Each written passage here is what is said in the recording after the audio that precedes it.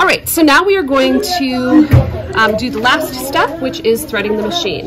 We're going to make sure that the presser foot is raised and the needle is in its highest position and the machine is turned off. I am going to want to unwind this thread that I used to thread the bobbin. The easiest way to do that is just to take a hand right by where your where your spool of thread is and just pull the thread back.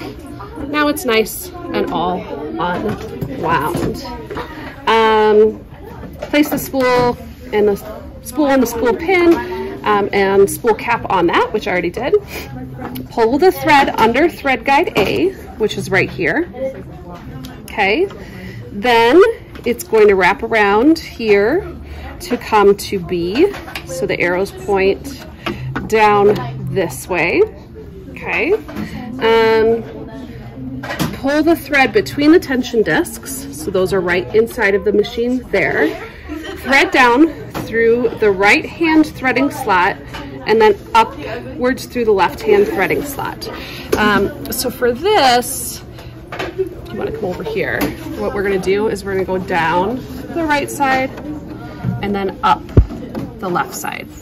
And then if you can see in here, there's a little metal hook. That's the next thing we have to catch our thread on. Sorry, I'm just trying to move it so you can see it. So that's the little hook. If our needle is in the top position, we'll be able to see that hook. If not, you'll need to move your needle to the top. So you're going to thread that from right to left. And then if you can see, my thread caught on that little hook. Okay, so then I'm going to come down to the bottom. So I brought the thread from the right into the take up lever and down in the left hand threading slot. And then I'm going to, one last step before I thread the needle, there's a little hook right here. I'm going to use 2 fingers to kind of catch that thread behind that.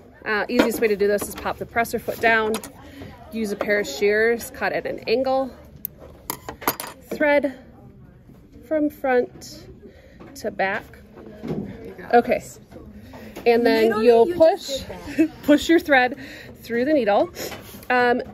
This happens often where it kind of just loops around my needle when I pulled it tight. If that happens, just make sure to re-pull it so that it's just coming straight from the front to the back.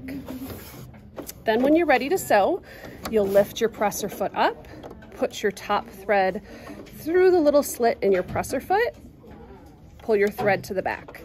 That is the position we want to be in when we start to sew.